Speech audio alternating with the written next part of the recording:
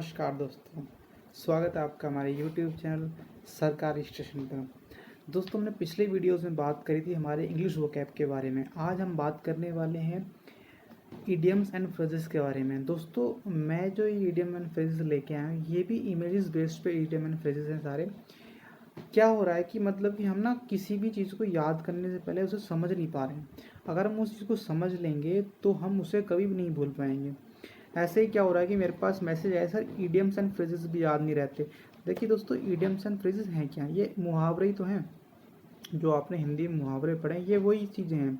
बस क्या हो गया है कि उनको ईडियम एंड फ्रेजेस के लिए कह दिया गया कि ईडियम्स एंड फ्रेजेस हैं। और बताओ क्या करें, क्या चीज़ है ये? अरे कुछ नहीं है भैया, बहुत आसान चीज़ है, समझना ज़रूरी है बस। उसी चीज़ को हम स्टार्ट करने वाले हैं आज हम। अभी तक जिस किसी ने भी सब्सक्राइब नहीं किया है चैनल को, जल्दी से जल्दी सब्सक्राइब कर लीजिएगा, जिससे कि आने वाली वीडियोस का नोटिफिकेशन मिलता रहे। चलिए शुरू करते हैं आज का हमारा सेशन, जो कि है इडियम्स एंड फ्रेजेस का सेशन। हमारा पहला इडियम एंड फ्रेज है आ डीप ईयर। आ डीप ईयर। देखिए, हर चीज़ में कुछ ना कुछ समझने के लिए हमें ढूंढना पड़ता है। कोई भी चीज़ हो, जैसे कि हमें यहाँ पे दिख रहा है ईयर। ईयर मतलब होता है कान। अब कान किसका? कान इनका। इनका कान क्या है? बहरा हो गया, यानी कि लोग बहरे हो गए हैं। जो बूढ़े होते हैं बहरे होते हैं कुछ कुछ, ठीक है, यानी सुन नहीं पाते, यानी किसी बात पे वो अटेंशन नहीं दे पाते। और किसी बात पे अटेंशन नहीं दे पाना ही क्या कहता है? अ डीफ ईयर। दोस्तों, ये चीज़ें जो है एग्जाम में पूछता है, या फिर अगर आपको रिटर्न में मतलब कुछ चीज़ लिखनी है या अच्छी वर्डिंग्स डालनी है, वहाँ पर हम इडियम्स एंड फ्रेजेस का यूज़ करते हैं। यानी ज़्यादा बात को हम कम चीज़ में समझा पाएँ। अगर हम कहें कि did not pay any attention, तो वो थोड़ा सा लंबी लाइन होगी। बट अगर हम डायरेक्ट कह दें कि आर डीफ, यानी कि हम वो सुन नहीं सकता, किसी बात पर अटेंशन नहीं दे पाता, that is called are deaf, यानी did not pay any attention. ठीक है, किसी लंबी चौड़ी बात को शॉर्ट फॉर्म में ही कह देना, उसे ही हम कहते हैं ईडियम्स एंड फ्रेजेस। एग्जामिनर क्या करता है कि एग्जामिनर जो है छोटी बात देता है, पूछता है बड़ी बात। ठीक है, बट जैसे हमें कहीं लिखना होता है तो हम उस जगह पर भी इन वर्ड्स को यूज़ कर सकते हैं। जैसे प्रिसाइज राइटिंग होता है ना, मेंस एग्जाम होता है, तो मेंस एग्जाम के बाद या फिर जैसे CAPF का असिस्टेंट कमांडेंट का एग्जाम होता है, उसमें प्रिसाइज राइटिंग आती है। तो उसमें क्या होता है, कम वर्ड्स लिखे होते हैं, बॉक्स दिए होते हैं प्रिसाइज राइटिंग में, तो उनमें कम वर्ड लिखने होते हैं। तो अगर हम वहाँ पे जैसे ईडियम एंड फ्रेजेस यूज़ करेंगे तो हमारे लिए बहुत ही अच्छी बात रहेगी कि हम वहाँ पे अपनी ज़्यादा बात कम शब्दों में कह पा रहे होंगे। चलिए शुरू करते हैं। हमारा नेक्स्ट वर्ड क्या है? नेक्स्ट वर्ड है दोस्तों हमारा वाइड बर्थ। मैंने आपको बताया कि किसी भी चीज़ याद करने के लिए उसमें कुछ ना कुछ ऐसी चीज़ ढूंढो जिसे हम हमेशा याद रख पाएँ। मैंने ढूंढा यहाँ पे वाइड। वाइड बॉल देखी है आपने? क्रिकेट देखा? क्रिकेट में क्या होता है कि क्रिकेट में वाइड बॉल फेंकी जाती है। तो एक बॉलर से कहा गया कि आपको वाइड बॉल फेंकनी है, जो कि आपके स्क्रीन पे दिखाई दे रहा होगा। ये जो है यहाँ पे वाइड बॉल फेंकी गई, यानी कि जो इंडियन क्रिकेटर है या कोई भी क्रिकेटर, उसके दायरे से बाहर बॉल फेंकी गई। यानी एक वाइड बॉल जो होती है, एक पॉइंट होता है, वहाँ से अगर बॉल बाहर फेंकी जाए वाइड होती है, यानी कि वहाँ से बाहर अगर क्रिकेटर जाके मारे, कितना ज़्यादा मारेगा, मार नहीं पाता। यानी उससे कहा गया कि बॉल को उससे दूर रखो, कीप अवे फ्रॉम, उससे दूर रखो। जब अगर वाइड बॉल फेंकने को कहा जाता है, यानी कि बॉल को दूर रखने के लिए कहा जाता है, यानी कि keep away from. Wide birth का मतलब है कीप अवे फ्रॉम, किसी भी चीज़ से दूर रहो या किसी चीज़ को दूर रखो, दैट इज वाइड बर्थ। ठीक है दोस्तों, चलिए हमारी बात करते हैं अगले वाले वर्ड की। नेक्स्ट इडियम एंड फ्रेज है look high and low. Look high and low. ऊपर देखो नीचे देखो, ऊपर देखो नीचे देखो। क्या देखो? एक बंदे से कहा गया कि चाबी लेके आओ ऊपर घर से। वो बंदा गया वहां पे और उसे चाबी नहीं मिली, क्योंकि उसने ऊपर देखा नीचे देखा, पर उसने पॉकेट में नहीं देखा। कहाँ नहीं देखा? यहाँ नहीं देखा दोस्तों। ये क्या है? ये चीज़ जो है, ये है पॉकेट। पॉकेट की एक ऐसी जगह जहाँ पे चाबी टंगी हुई थी, बट उसने वहाँ नहीं देखा। उसने ऊपर देखा नीचे देखा, यानी कि उसने हर जगह देखा, बट उसने अपनी पॉकेट के पास नहीं देखा। लुक एंड हाई का मतलब हो गया यहाँ पे एवरीवेयर। उसने हर जगह देखा पर चाबी उसे नहीं मिली, क्योंकि उसकी पॉकेट के पास ही थी। चलिए बात करते हैं हमारे नेक्स्ट इडियम एंड फ्रेज की, दैट इज हाई स्पिरिट्स। दोस्तों, यहाँ पे दिख रहा है हमें एक चीज़ दिख रही है, हाई। हाई मतलब बहुत ज़्यादा, और स्पिरिट। स्पिरिट कब मिलती है? मतलब ऐसी क्या चीज़ है जो हाई स्पिरिट है? यानी ऐसी खुशी, कैसी खुशी, ऐसी खुशी, इससे खुशी इतनी ज़्यादा हो रही है, इतना ज़्यादा उत्सुक है कि बस आहा कहाँ जाने के लिए, क्योंकि इसे अपने मामा जी के घर जाना है। जब बच्चा नाना मामी के घर जाता है तो उत्सुक होता है, ये बहुत ज़्यादा चीयरफुल होता है, क्योंकि वहाँ पे क्या है, पार्टी, और पार्टी में जाने के लिए चीयरफुल होना पड़ेगा, यानी कि हाई स्पिरिट्स मतलब चीयरफुल। ठीक है दोस्तों, चलिए बात करते हैं हमारे नेक्स्ट इडियम फ्रेज की। दोस्तों मैं आपको एक बात बता दूं दोबारा से कि अगर किसी भी चीज़ को याद करना है उससे पहले उसे समझना होगा। अगर आप उस चीज़ को समझ पाए तभी वो आपके लंबे टाइम तक याद रह पाएगी, अदरवाइज वो आपके माइंड से आउट होनी ही होनी है, क्योंकि रटना और समझना दोनों में फ़र्क है। अगर आप किसी चीज़ को समझते हैं तो आप उसे लंबे टाइम तक याद रख पाते हैं। चलिए बात करते हैं ज़्यादा वेस्ट ना करते हुए टाइम को। अगला वर्ड है हमारा it at a loose end, at a loose end. अब किसी चीज़ का एंड जो है वो बहुत ज़्यादा लूज हो गया है। अब किस चीज़ का एंड लूज हो गया है? देखिए एक प्रोजेक्ट चल रहा था, उसका जो एंड है वो लूज मतलब बिल्कुल आखिरी ख़त्म होने वाला, लूज ढीला हो गया काम। क्यों ढीला हो गया? क्योंकि भाई काम ख़त्म होने वाला है। अब क्या हुआ इनके साथ, इनके साथ, इनके साथ, ये जो आपको स्क्रीन पे दिखाई दे रहे हैं, इनके पास कुछ नहीं बचा अब करने को, विद नथिंग टू डू। जब कुछ ना हो करने को, जब कुछ ना हो करने को, उसे ही हम कहते हैं at a loose end. English भाषा में इसे कहते हैं at a loose end, examiner वाले भाषा में। चलिए बात करते हैं हमारे नेक्स्ट चीज़ की। मैं आपको एक बार बता देता हूँ, एट ए लूज एंड को यहाँ पे लिख लीजिएगा, विद नथिंग टू डू। जब कुछ ना हो करने के लिए उसे ही हम कहते हैं at a loose end. Next idiom and phrase है हमारा इन डोलड्रम्स। देखिए मैंने आपको पहले बताया कि कुछ ना कुछ ढूंढते रहिएगा हर चीज़ में। यहाँ दिख रहा है डोल और ड्रम्स, यानी ड्रम दिख रहे हैं, कहीं ना कहीं ड्रम है। अब कहाँ है ड्रम? है यहाँ। और ये क्या है? ये एक है ऑफिस। ऑफिस के अंदर अगर डोल और ड्रम बजने लगेंगे तो कुछ ना कुछ तो गड़बड़ होने वाली होगी, यानी कि सर्टेनिटी नहीं रहेगी वहाँ पर। अगर काम में सर्टेनिटी नहीं रहेगी तो क्या होगा? ऑफिस अनसर्टेन हो जाएगा, यानी अनसर्टेनिटी आ जाएगी।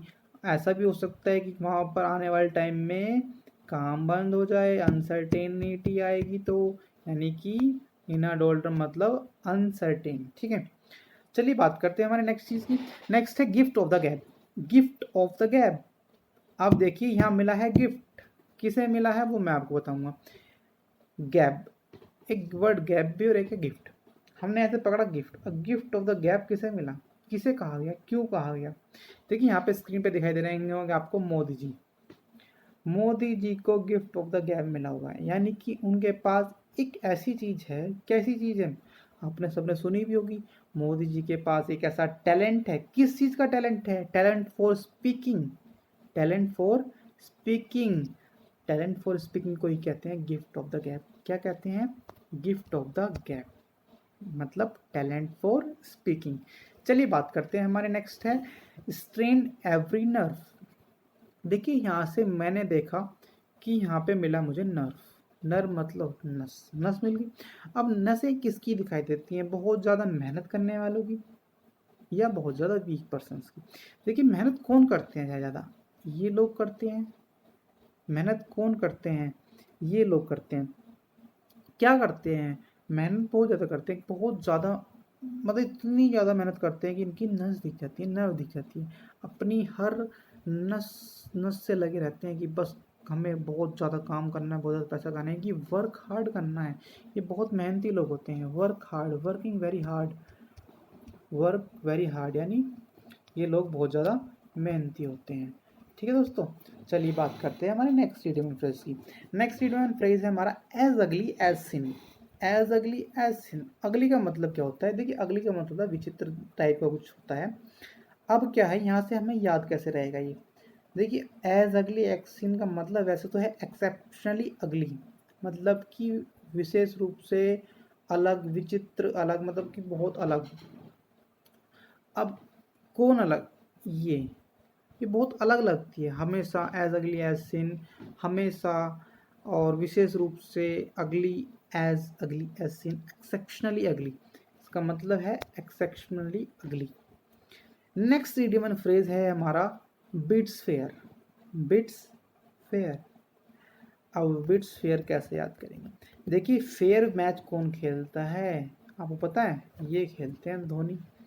अब धोनी खेलते हैं, धोनी से कैसे ये अब जो है ना ओल्ड हो रहे हैं। अब ओल्ड हो रहे हैं तो किसी ने कहा अपने बच्चे से कि आप भी कुछ टाइम बाद ऐसे लगेंगे। कैसे लगेंगे? धोनी के जैसे। कैसे लगेंगे? धोनी के जैसे। यानी कि seems likely to be Dhoni. आप भी कैसे लगेंगे? आप लगेंगे सीम्स लाइकली धोनी के जैसे, उनके जैसा होना। बिट्स फेयर उनके जैसा, किसी के जैसा। ठीक है, चलिए बात करते हैं। हमारा नेक्स्ट वर्ड है इन कैमरा। देखिए हमें यहाँ पे दिख रहा है कैमरा। अब कोई कैमरे में कैद की गई है। क्या चीज़ कैमरे में कैद की थी? ये देखिए आपने यहाँ दिख रहा होगा आपको एक पार्क। दोस्तों ये जो पार्क है ये खाली पड़ा हुआ है। खाली क्यों पड़ा हुआ है? देखिए लॉकडाउन चल रहा है और लॉकडाउन में क्या है कि पार्कों में जाना अलाउड नहीं है। और पार्कों में जब अलाउड नहीं है जाना, यानी पार्क खुले नहीं है। किसके लिए नहीं खुले हैं? पब्लिक के लिए नहीं खुले हैं। पंछी तो आ रहे हैं, पंछी तो आ रहे हैं, बट पब्लिक नहीं जा रही, यानी पब्लिक के लिए पार्क नहीं खुले हुए। जो चीज़ अभी कैमरे में कैद हुई है, याद रखना हमेशा, कैमरे में अभी कुछ लॉकडाउन में कैद हुआ क्या कि पार्क पब्लिक के लिए नहीं खुले। Not open to the public, that is mean in camera में not open to the public. कोई भी ऐसी चीज़ जो कि पब्लिक के लिए ना हो या पब्लिकली ना की जाए, दैट इज इन कैमरा। यानी कोई भी काम बिहाइंड कैमरा कह लो उस चीज़ के लिए कैमरे से बच के रहना, because that is not open to the public. Next word है हमारा that is bygones. Be bygones. यहाँ पे मुझे दिख रहा है बाय। बाय बाय बाय कर रहे हैं किसी ना किसी चीज को। बाइकॉन्स बाय बाइकॉन्स। बाय टाइम ऐसा होता है कि याद नहीं रह पाता। अब इसे याद कैसे रह पा रहा होगा? बाय बाय हो रही है यहाँ पे। किस चीज को बाय हो रही है? यानी कि यहाँ पे हो रही है बाय इसको, किसको? पास्ट को बाय बाय कर रहे हैं, इसको बाय बाय कर रहे हैं कि जो हो गया सो हो गया। Bye bye past. अब हमें देखना है फ्यूचर। यानी कि बायगोन्स मतलब जो है हमारा यहाँ पे किसी चीज़ से रिलेट कर रहा है। किस चीज़ से कर रहा है? बाय की हमने पास्ट को, यानी हमने कहा कि पास्ट को भूल जाओ। भूल जाओगे तो मतलब क्या होगा? फ्यूचर अच्छा होगा। Ignore the past. पास्ट को भूलो और जल्दी से जल्दी अच्छी चीज़ सीखो और जल्दी से जल्दी सिलेक्शन लो। बात करते हैं हमारे नेक्स्ट इडियम फ्रेज की, दैट है इन अ शुप। शुप शुप शुप, यानी हमें यहाँ से मिल गया शुप। हर वर्ड में कुछ ना कुछ ढूंढते रहना है जिससे कि हम उसे समझ पाए। किसी भी चीज़ को समझना ही बहुत ज़रूरी है। समझ गए, समझ लो, कर गए। इन अ सूप। सूप से मुझे दिखाई दिया यहाँ पे सूप। अब ये वाला सूप पी तो लिया, अब ये वाला सूप पी के गड़बड़ क्या हुई? देखिए इसमें क्या गड़बड़ हुई, इसमें आ गई मुसीबत। ट्रबल में फंस गए। सूप पीने के बाद ट्रबल में फंस गए। अगर कोई लोग ये वाला सूप पीते हैं तो ट्रबल में हैं। कहाँ हैं? ट्रबल में। ठीक है दोस्तों, ये आपको मैं यहाँ पे लिख दिया है ट्रबल। इना सूप मतलब इना ट्रबल। चलिए बात करते हैं नेक्स्ट हमारे इडियम फ्रेज की, जो है tenter hook these days. Tenter hook these days. यहाँ पे क्या हो रहा है कि यहाँ पे हमें डेज भी दिख रहे हैं, टेंटर भी दिख रहा है, हुक भी दिख रहा है। मैं आपको दिखाता हूँ कुछ स्क्रीन पे क्या हो रहा है। देखिए यहाँ पे स्क्रीन पे दिख रहा होगा आपको, ये लोग देख रहे हैं मूवी। मूवी देख रहे हैं और अचानक से क्या हुआ, इन्हें एक ऐसा विचित्र सस्पेंस डाला गया कि मतलब ये चिंतित हो गए उस चीज़ को लेकर कि क्या सस्पेंस होगा यार इस मूवी में। मतलब चिंतित हैं उस सस्पेंस को देखने के लिए। और किसी भी सस्पेंस को लेकर चिंतित हो जाना, that is called anxious suspense. That is called anxious suspense. ऐसा सस्पेंस, चिंतित सस्पेंस। कोई भी काम चिंतित कर दे, सस्पेंस, ऐसा सस्पेंस जो चिंतित कर दे, एंग्सियस सस्पेंस। चलिए नेक्स्ट देखते हैं। नेक्स्ट हमारा इडियम फ्रेज है लिटिल हार्ड ऑफ हियरिंग। हमने दोस्तों पहला वर्ड जो किया था डी फियर, याद होगा आपको, ना याद हो तो एक बार दोबारा देख लीजिएगा वीडियो। पहला वर्ड था हमारा डी फियर।